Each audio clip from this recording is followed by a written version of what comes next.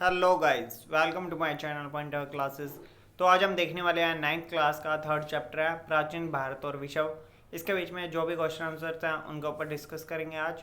तो सबसे पहला क्वेश्चन हमारा, प्राचीन काल में सोने की चिड़िया कौन से देश को कहा जाता था? तो भारत को कहा जाता था। निशक क्या है? निशक जो है वो हम कह सकते हैं कि सिक्के जो चलाए जाते थे उनमें से कोई भी सिक्का हो सकता है, और वो सिक्का था सोने के। जो सिक्के चलाए जाते थे उसको निशक कहा जाता था। कुमार संभवन और रघुवंश नामक महाकाव्य लिखे हैं, तो किसने लिखे हैं? तो कालिदास जी ने लिखे हैं। प्रस्तर स्तंभ कहाँ स्थित है जो समतल भूमि पर बिना गाड़े खड़ा है? मतलब कि पत्थर ये एक तरह से खड़ा हुआ है, स्तंभ माना है तो उसको। वो कहाँ पे है? तो वो है आपका बेलूर कर्नाटक में। उसके बाद में अगला क्वेश्चन है, लीलावती सिद्धांत शिरोमणि नामक ग्रंथ किसने लिखे हैं? तो भास्कराचार्य ने। अंगोर वाट का मंदिर कहाँ है? कंबोडिया में। वियतनाम का प्राचीन नाम क्या था? चंपा। बृहत्तर भारत के किस क्षेत्र में नगरों के नाम भारत के नगरों की तरह ही थे? फुनान। वर्तमान में कंबोडिया में है। व्यवसायिक संगठनों को क्या कहा जाता है? तो श्रेणियां गण कहा जाता है। विश्व का पहला विश्वविद्यालय कौन सा था? तो तक्षशिला। लोहा स्तंभ कहाँ स्थित है? तो दिल्ली के अंदर लोहा स्तंभ स्थित है। उसके बाद में आप पाई का यथार्थ मान किसने ज्ञात किया था? तो आर्यभट्ट ने। चित्त प्रमेय का प्रतिपादन कौन से गणितज्ञ ने किया था? तो बोधायन ने। सूर्य और चंद्रग्रहण के कारणों को सर्वप्रथम किसने स्पष्ट किया? तो आर्यभट्ट ने। भारत के प्रमुख दो खगोल शास्त्रियों के नाम बताएं, जैसे ब्राह्मीर और कन्नाद। विश्व की सबसे प्राचीन चिकित्सा पद्धति कौन सी है? तो आयुर्वेद। रस चिकित्सा प्रणाली का आविष्कार किसने किया? नागार्जुन ने। विश्व का प्रथम सर्जन किसे माना गया? सुश्रुत को, महर्षि सुश्रुत। थाईलैंड का प्राचीन नाम क्या है? सियाम। तिब्बत भारत की कौन सी दिशा में है? तो तिब्बत भारत की कौन सी दिशा में है? यह है उत्तर दिशा में। उसके बाद में आता है बृहत्तर भारत में विदेशी व्यापार का वर्णन कीजिए। तो बृहत्तर जो भारत था, पहले के टाइम का जो भारत था, उसके बीच में व्यापार के बारे में पूछा गया कि व्यापार किस तरह से होता था। तो वहाँ के जो भारत के गांव थे वो आर्थिक रूप से आत्मनिर्भर थे। मतलब क्या था, वही खुद ही व्यापार किया करते थे। मतलब जल और थल दोनों से व्यापार किया करते थे। उनके पास इतनी संपत्ति थी कि वे अपना व्यापार खुद कर सकते थे। तिब्बत, चीन, ईरान व अरब देशों के साथ इनका व्यापार हुआ करता था। ताम्रलिप्ति प्रमुख बंदरगाह था। चीन, लंका व जावा व सुमात्रा, इन देशों के साथ भारतीय व्यापार किया करते थे। ठीक है। उसके बाद में इसमें लिखा गया सोना चांदी इन चीज़ों का व्यापार किया करते थे, और भारत से सूती, रेशम व जरी के वस्त्र, तंबाकू व मसाले आदि भेज दिया करते थे। तो बृहत्तर भारत में कौन कौन से मुख्य उद्योग थे? तो इसमें आता है सूती वस्त्र के कारखाने, धातु संबंधी उद्योग थे। धातु निकालकर उन्हें पिघलाकर बर्तन, अस्त्र शस्त्र, आभूषण व मूर्तियां बनाई जाती थी। सोने, चांदी, तांबा, लोहा, जस्ता, ये सारी धातुएं थी। समुद्रों से निकाले गए रक्त, मणि, मुक्ता, सीप, इन सब चीज़ों का प्रयोग किया जाता था। उसके अलावा चमड़ा उद्योग, भवन निर्माण, चीनी, नमक, नील उत्पादन, इन सब चीज़ों का उद्योग या हम कह सकते हैं व्यापार किया जाता था। स्तंभ भारतीय स्थापत्य कला के उत्कृष्ट नमूने क्यों हैं? स्तंभ जो हैं उनके ऊपर कुछ ना कुछ अंकित किया हुआ है, उन पे कुछ ना कुछ खुदाई की हुई है, जिससे हमें पौराणिक अवशेष मिलते हैं। जो भी महाराजा राजा हुए थे उनके बारे में हमें पता लगता है। उन चीज़ों का क्या है कि वहाँ पे ज़्यादा से ज़्यादा पर्यटक आते हैं। ठीक है। और उन सब चीज़ों को क्या किया जाता है, डेली या हम कह सकते हैं कुछ सालों बाद उनको साफ करवाया जाता है। जैसे कि कई चीज़ें हैं, जैसे सम्राट अशोक द्वारा बनाया गया सारनाथ का पाषाण स्तंभ हुआ। ठीक है, ये इसके बीच में आते हैं। तो और भी कई चीज़ें हैं जैसे जो कि भारतीय स्थापत्य कला के उत्कृष्ट नमूने हैं।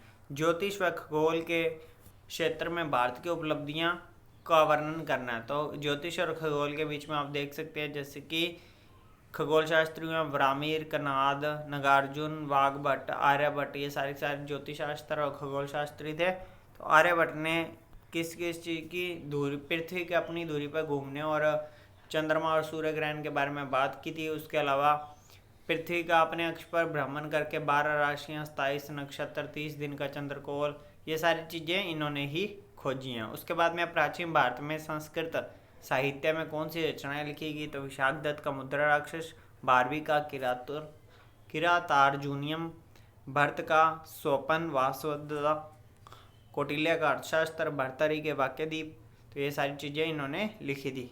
उसके बाद में विष्णु शर्मा की जो पंचतंत्र है, इससे क्वेश्चन आपके जरूर बनते हैं।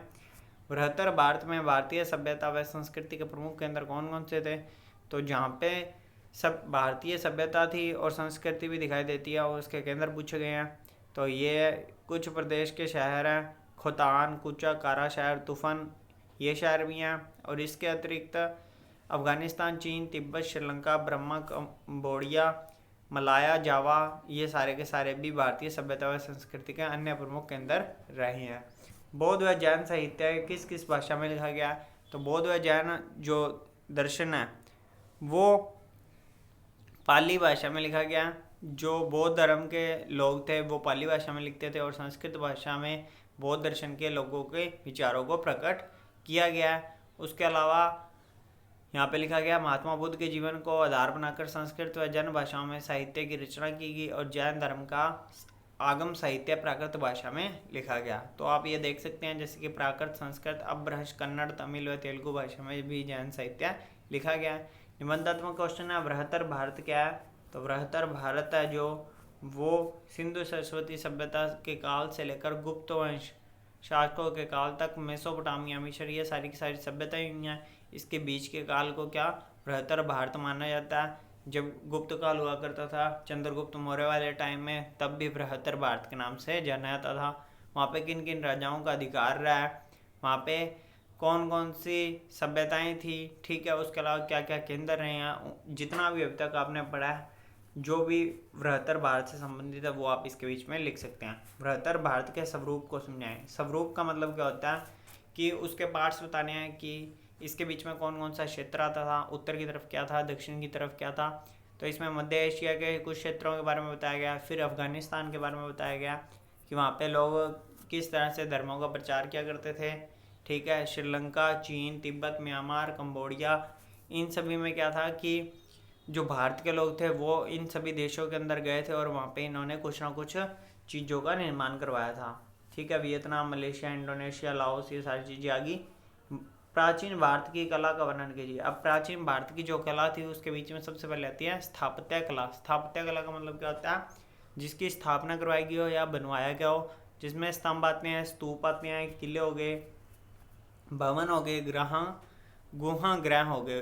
तो भवन तो आपको पता ही है, महल आप कह सकते हैं। गुहा ग्रह क्या होता है? गुहा ग्रह होता है कि जो चट्टानें होती हैं, ठीक है, उसके बीच में छेद करके वहाँ पे रहने के लिए जो स्थान बनाया जाता है उसको हम क्या कहते हैं? गुहागृह कहते हैं। तो इन सभी बातों के बारे में लिखा गया है। इसमें दो दो लाइनें आप लिख सकते हैं। मूर्तिकला है। मूर्तिकला के बारे में आपको पता ही है, मौर्योत्तर काल से मूर्तिकला की गंधार शैली, मथुरा शैली, अमरावती शैली का विकास हुआ है और सबसे पहले भोज शैली आई थी भारत के अंदर। संगीत कला, उसके बाद संगीत के बारे में कुछ चित्र देखने को मिलते हैं। संगीत की शिक्षा पे भी जोर दिया गया है, चित्रकला पे भी जोर दिया गया है गुप्त काल क्षेत्र में।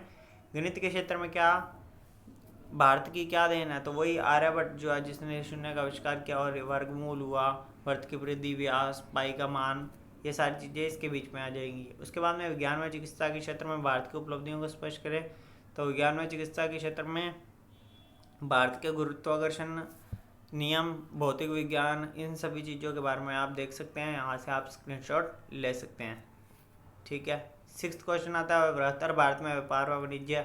वही जो हमने पहली चीज़ें पढ़ी हैं, क्या निर्यात होता था, क्या आयात किया जाता था, उन सभी चीज़ों के बारे में लिखा गया। आप पॉज करके स्क्रीनशॉट ले सकते हैं। कंबोडिया में भारतीय संस्कृति का प्रचार प्रसार, तो ये आप देख सकते हैं। इसमें कोई ज़्यादा खास नहीं है। वहाँ की जो मतलब वहाँ पे जिस तरह से जिस भी चीज़ को बोला जाता था उसी चीज़ों के बारे में यहाँ पे उल्लेख किया गया। वहाँ पे कौन कौन से मंदिर बनाए गए थे उन सभी बातों के बारे में लिखा गया है। उसके आगे देखते हैं अन्य महत्वपूर्ण क्वेश्चन जो आपको अगली वीडियो में प्रोवाइड करा देंगे। तो अगर आपको कोई दिक्कत आई हो तो आप कमेंट सेक्शन में बता सकते हैं। तो thanks for watching this video, like this video and subscribe my channel. Thank you.